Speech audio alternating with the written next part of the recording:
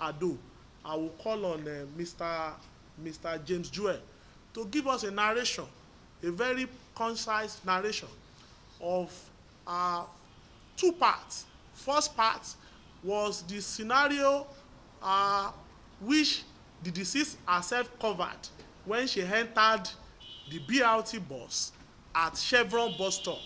We are not taking any fact for granted.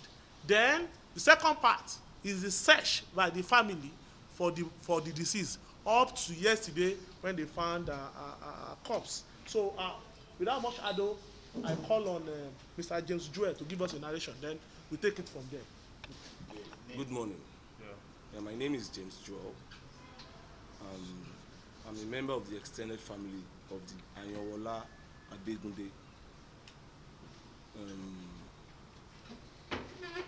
We got to know, majority of us got to know about disappearance on Sunday, precisely in the evening. Though before then, she already communicated with one of a friend who she had a lengthy conversation with via WhatsApp voice notes, which we have in our custody. I was informed on Sunday evening, but I was briefed on everything that happened between Saturday and Sunday. On Sunday, my younger sister here took it to herself after waiting for a younger sister. She went to the police station to report. She'll give a full details of that. And when she did, even with the video evidence, she was brushed aside. They treated that issue with levity. You know, at this junction, I want us to understand something. We're not talking of a mere say. We're talking of something that comes with a concrete evidence. It's real. Now, Monday morning, herself, Belumi, with some members of the family, took it upon themselves they headed for BRT bus terminal 3 at Oshodi. When they got there, they explained, they gave reasonable reasons why they should be attended to. But the people there just looked at them and they laughed it off. Immediately they went to Musafejo police station at Oshodi. They told them emphatically that they are not in charge of that vicinity. That according to the case tabled before them, that the incident happened somewhere around Lekki in Chevron, which means they don't have anything to do with the case, even after seeing that it's the case of a missing person. And I believe there's a saying that says, police is your friend. And when you have issues, you go to the nearest police station. And I believe when you report at the nearest police station, then it is now banned on the DPO of that police station to either send a signal, according to my own knowledge. Now they brushed aside everything that was brought. They treated it with levity. They went back. At that junction, there were some staffs of LBSL at BRT Terminal 3, the bus Terminal 3. They said series of things, like telling us that maybe the girl went to meet a man, something of that nature. We have it in video as well. So we're talking with conc evidence. We're not just giving a mere analysis. After which, they were told that the head office is along Ilukbeju Road. So Belumi, herself, and some others, they headed for the head office. When they got there, they denied them entry. It took them a series of explanations. In fact, they were also threatened that if you're not careful, we'll arrest you. But later, when they saw the evidence, the video evidence, and the bus number, they accepted it was their own bus, and then they decided to run a meeting. Now, I believe everything that happened between 12, 1, and 2 p.m.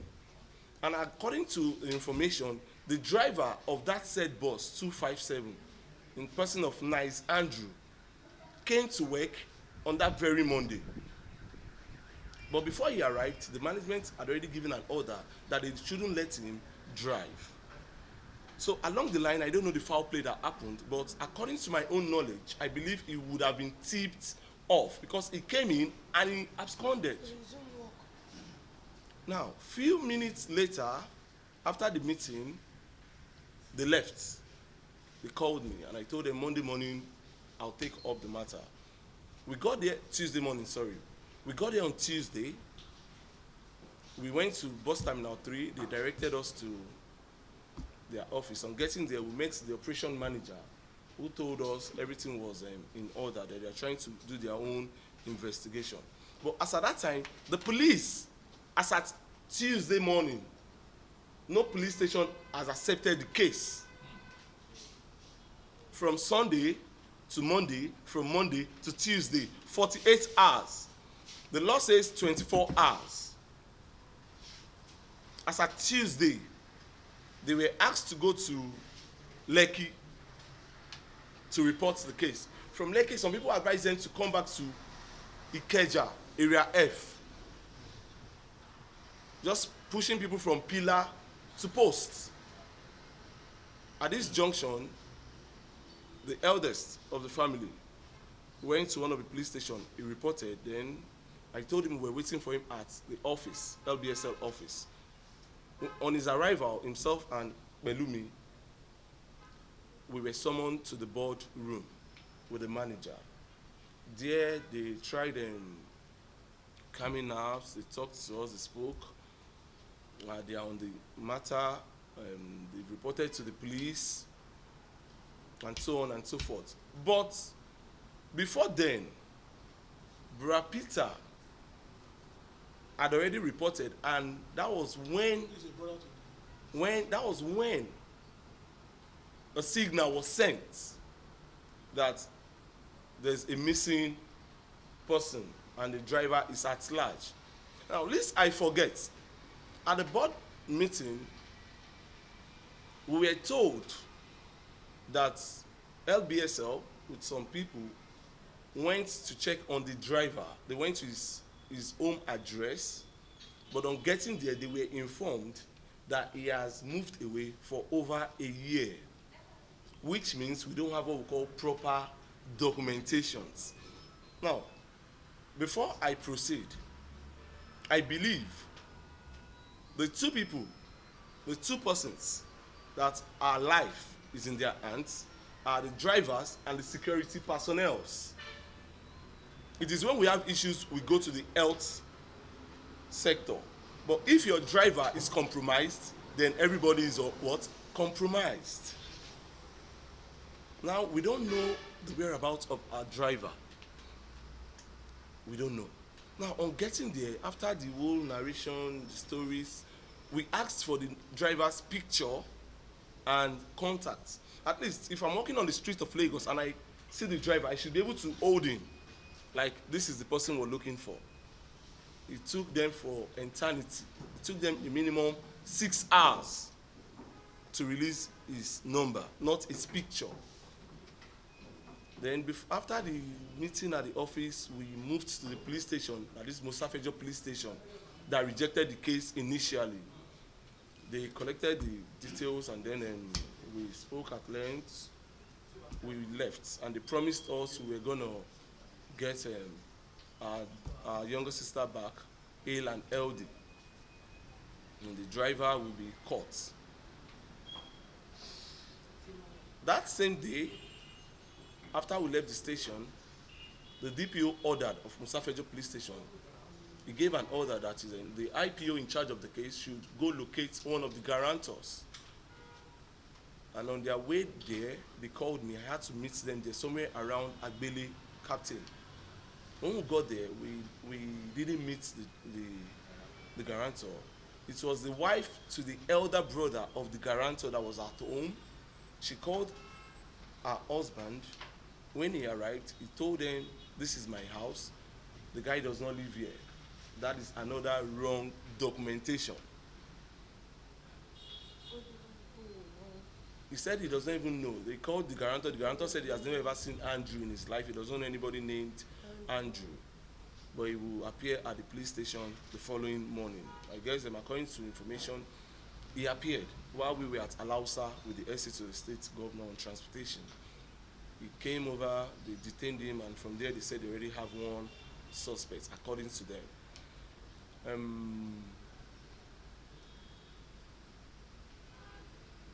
At the SA office to the governor on transportation, he made us know this when we told him it's the driver of LBSL.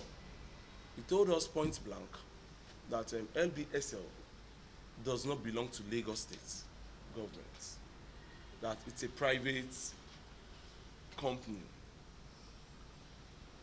At that junction, I wanted to ask him a question, but I had to just keep it to myself. But later, he said, and I quote, he said the bus were bought by Lagos State government, and it is LBSL that is managing it. That is, it's more like a private company managing a government business. He also said that the MD of LBSL and the director of Lamata are answerable to himself and the commissioner of transportation. Now, at that junction, I asked myself, are you saying a private company is answerable to the state commissioner and an appointee? I don't really understand the plus and minus, but we had to just let it slide. Then he asked us to write an official letter, drop one on his desk, one on the desk of the commissioner for transportation, one on the desk of the director of Lamata, and the last one on the desk of the ND of LBSL. We did that on Thursday. We gave him his own on Thursday, the commissioner on Thursday. Then the chairman of the House of Assembly on transportation also got a copy. We went home, closed for the day. Friday, they said they transferred the case to Panti, Yaba. We marched there. Belumi wrote down the statement, after which we spoke, and then the elder brother, after which we discussed, and then we decided to move to LBSL because herself and Big Mommy, Mrs. Oni, that is the woman we call Mama Bamisile. She is the woman we call Mama Bamisile, the woman in the viral video that was shouting Ebami War Mommy. She's the one that trained Bamisile. So that's why we call her Mama Bamisile. They said they saw the bus 240257, conveying passengers. Sorry, it's true.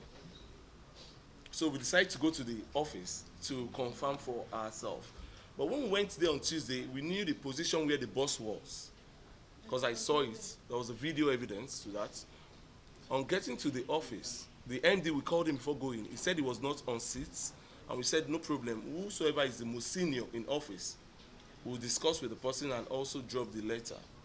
But when we got there, the security men at the gates, they attacked us. Yes. They pounced on us. That we can't gain entry. And they started different things. At that junction, they were calm. Mrs. Oni was calm. Myself, I was very quiet. Belumi was calm. But it got to a stage, emotions had to take over. We're talking of a missing person, Human being. not a property. So there was this altercation between ourselves and the security personnel. And to my surprise, the MD was called. And he promised to call back, which he never did. He never did. He never did. He promised to call us back, that he would speak with the security personnel. He never did, not until yesterday morning. Now, back to the storyline. While the noise was becoming unbearable, we now saw staffs of LBSO troop out in numbers. So we're surprised. I thought people said the premises was empty. They came out in numbers. They now came to like appeal that it's not like that, it's that we should walk in and we should drive in and see the vehicle. And we told them we're not going to drive in, but we can walk in. We walked in, the vehicle was no longer parked where we left it. They said we should come see, so we now walked in. We went to one of their hangars, their mechanic park. We saw the vehicle at the back of another vehicle. I don't have issues with that, as far as the vehicle is in the compound. At that junction, we decided to call it a day. On our way out of the premises, we were surprised to see men of the Nigerian police force, the combatant team, a minimum 7. They moved in. But to their surprise, nobody said a word. So they never saw any reason to lay ambush or attack. We just walked out. We left in peace. Saturday, we continued with our search. On Sunday, we were at a family house, a family meeting, when someone sent in a message that there is a message going viral that a body has been found. Summoned me, Mrs. Bamisile, and our eldest brother, that this is what is going on. So we decided to go to Ebuteru to confirm, while we left the family in peace, because we won't be able to control the emotions there. On getting to Ebuteru, we told them who we were. The policemen there were nice enough.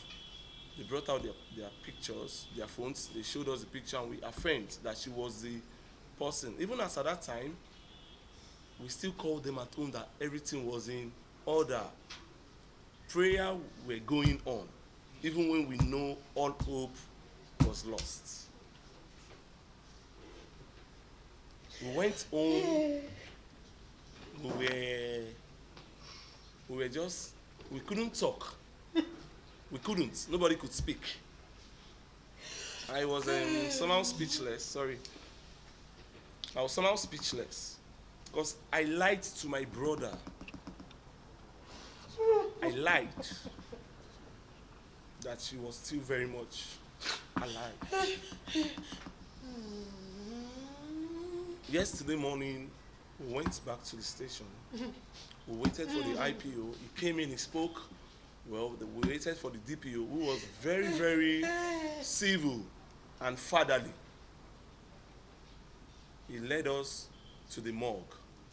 But before we got to the morgue, we stopped on the bridge, and it showed us the particular spots where a body was dumped.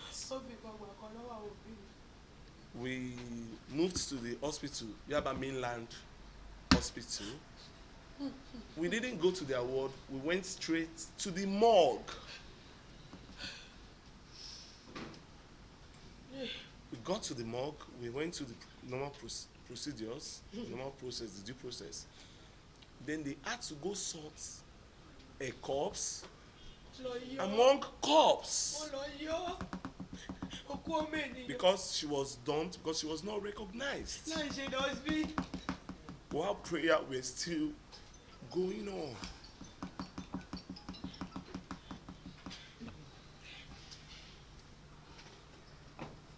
As at Monday morning, the state government were aware that she was gone. But they never deemed it necessary to contact any member of the family. They never deemed it necessary. It took them an hour 30 minutes to sort out a body. Because, they don't process them when they are not recognized. She was just brought and dumped.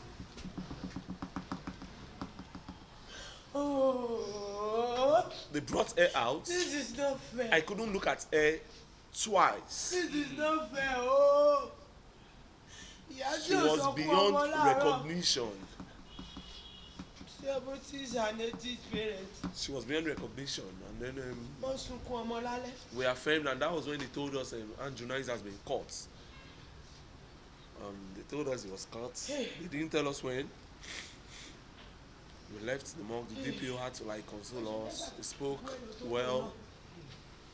We left in peace. Wọ́n ti rí pé kò sí nǹkan tó fẹ́ ṣe mú àgbẹ̀. So that was when they now said they've announced in the media that she's gone, because we tried covering up on Monday, but the media had to like blow it on Sunday. The media had to blow it on Monday. They announced, and the guy has been caught.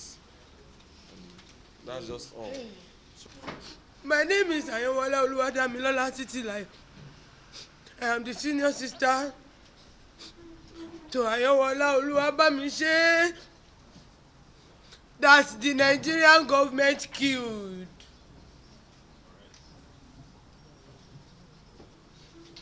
They made her to suffer life. They removed her private part. They did not kill her. She suffered the pains, the hell on earth before she moved to her destination. They forced her to stop at the bus stop, which she's not supposed to stop.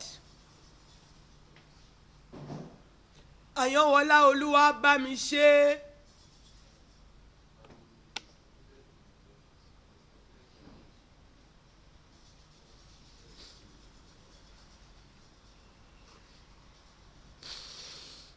My sister, onísùúrù ọmọ, Adunbarin, the lovely girl that anybody that is not happy, when you set your eyes on her, she will make you smile. What is happening to my family now? Assuming she is alive, it happens to anybody's family. When they see her, they will like, let me calm down a little. Because that is whom Ayanwala Oluwabamisile is. All over the world, you are looking at me now. You are hearing my voice now. Not for the success of my sister. You all know my family now. Not because Bamisile returned home alive. We have been hoping that she comes back home alive.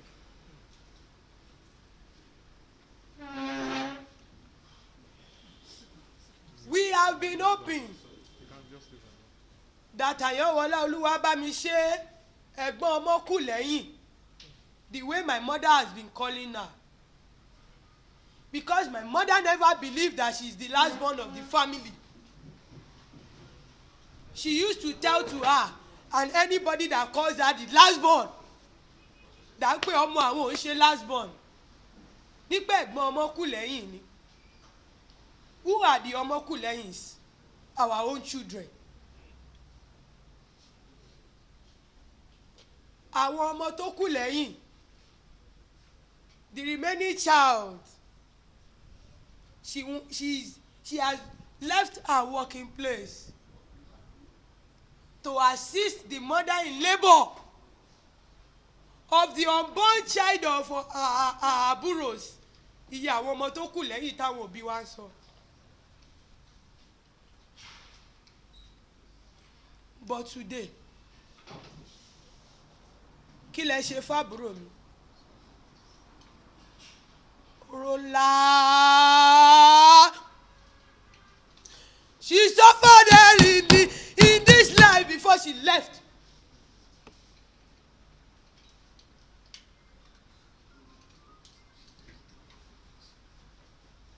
I went to Akikbelu police station to report on Sunday when I heard about this, and the friend gave us all the details of their conversation. Assuming the Holy Spirit, because it's not as if the girl is wise. It was the Holy Spirit that led her. Ògbéni níjà kẹ́rù ògbó níjà. Owó kẹ̀mbẹ̀rẹ̀ bí ìjà. The Almighty God that led her. But God knows everything. God sacrificed her life for others.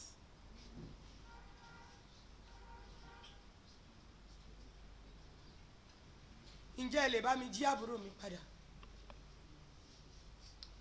Can I see my lovely sister back?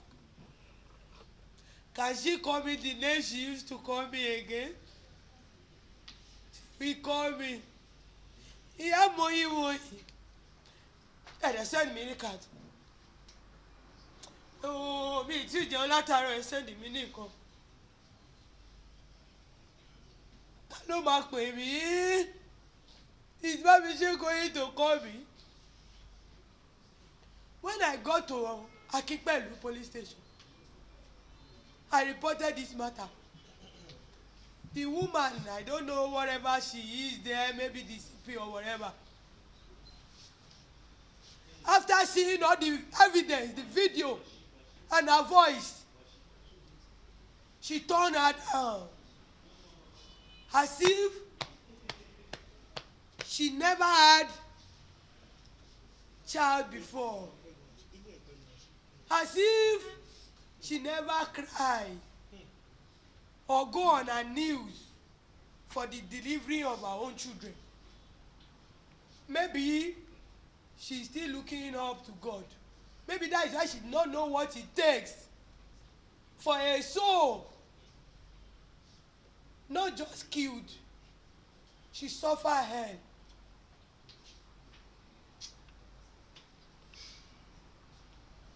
Now, the unborn child that Ayanwola Oluwabamisile has left her working place to go and help the mother. Àti bí ọmọ yẹn o. The boy has been delivered.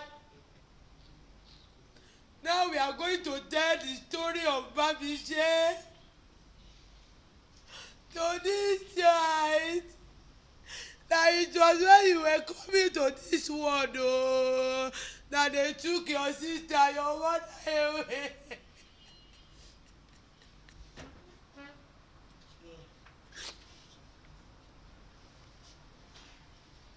Governor Sanwo-Olu, I am challenging you. You have seen my family. Ẹ ti rí pé àlówó lọ́wọ́, we don't have money. But we have Almighty God. We are happy, hardworking. There is no lazy one among us. Agile. Kò sọ́mọ yahoo nu family mi o. Christian to the core. There was a time I challenged my father when we were young. When he gained a contract. And they asked my dad that he should add money. Assuming he had this contract of 10 million. They now asked him to say it's 50 million. He said no, that is against his God. That he's not looking for the things of the world, that is aiming for eternity because of us. Then why did the government now use our last born for the things of the world? Money ritual now. The driver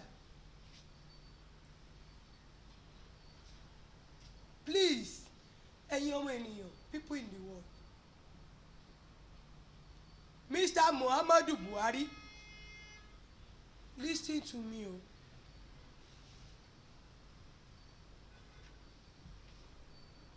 He said that they attack him with gun or whatever. He has to obey. Fine, you were being attacked. But after they left, you drove the bus to the BRT office. Those are the questions for the general video. Comfortable. You don't even have the pace of that girl when they were cutting her private part. Life. You drove down, you went home with your family, happy that you have succeeded. But you never knew that the girl has taken all the details of you. Because it is the details of his that the lady took by capturing the number of that bus and the video and the voice. Bamisile, I will try to be strong for you. Now, he said all this, that it was an attack. Why didn't he, when he got to their terminal or whatever, why didn't he tell them there that, boss, this is what happened to me, oh. The lady, oh, that is where they drop out, this and that.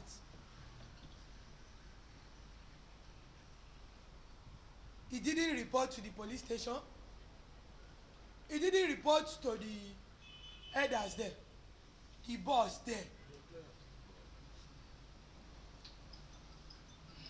Now, he resumed back work on Monday. Please, oh, if this is an attack, according to what he said, why will he be able to sleep and resume back to work on Monday?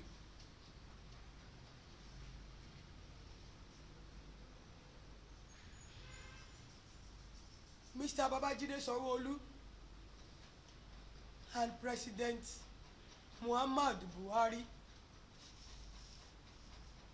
I have a request, please. There is a man we met at the terminal. When we met him, he told us he know Andrew Nice. That is a gentleman. He said he know him to the core. He never knew that I was videoing him while holding my phone. He said two things. He said he has tried his number. His number is not going. He has forgotten that he said so. He now said another thing again. That he called him and he said he's coming, that we soon get to the office. I have that evidence here. Maybe I should play it. Okay. He said Bamisile has gone to enjoy herself. That she will call us. That she did not want to call us now. Because she was enjoying herself. While in pain. When they were cutting her private parts. They did not kill her before they cut her private part. If you are a lover to wrestling, there is one thing they call hell in the cell. Hell in the cell, that was what my sister went through. Before her last breath on earth. My mom, 74 years old. My dad, Ayowola, 84 years old. In the morning time, they did not mourn us, the children.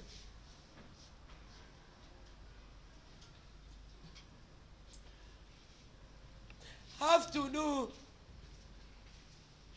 they never lost any child.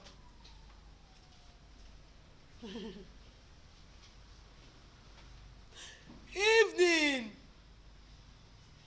they are enjoying the little token that we are rendering to them. At night, they made my parents to put their 2 hands on their head and begin to mourn their last born. Ìkáwọ́ lórí, ìfẹsẹ̀jọlẹ̀, ariwo ọ̀fọ̀, ariwo ẹkún nínú ilé mi. They suffer my parents. This girl that they murdered, our immediate senior sister, which is my junior sister, as we speak now, she has landed in the hospital and she is heavy, she is pregnant too. This my younger sister is pregnant. Now she has landed in the hospital. Àwọn mélòó ló fẹ́ pa nínú family mi? Why did they want to kill us? Why did they look us and say we should suffer? Why did they make us to mourn? Mr. President, Mr. Governor, justice.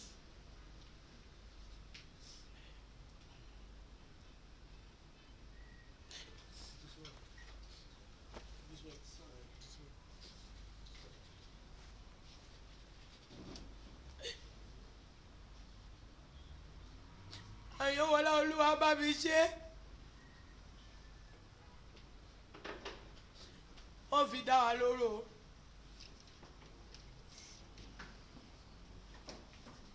This guy is a fashion designer.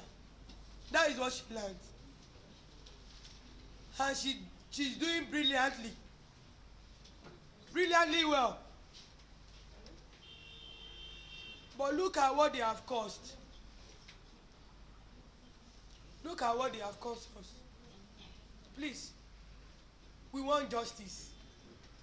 We went there. Somebody said I am mad. And he knew all about what is happening. Yes, at the BRT office. At Ilupeju, if I'm not mistaken. A man that has his own children, that knows what it takes. Even if a man does not carry pregnancy, but you people are laboring on your children, he knows what it takes. He said I am mad. He said we are all mad. After they locked us outside, they did not allow us to come in to tender our letter.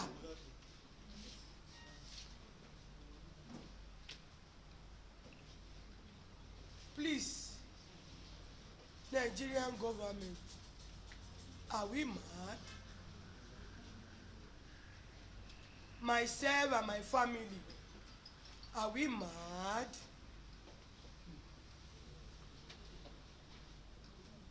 My junior sister.